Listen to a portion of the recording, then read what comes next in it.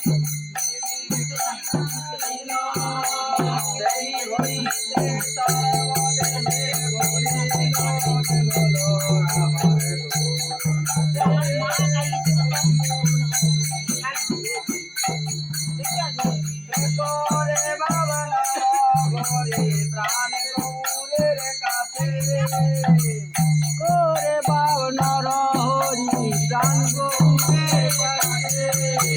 সোনার বরণ গৌরবার ধুলায় পড়ে পাশনাতে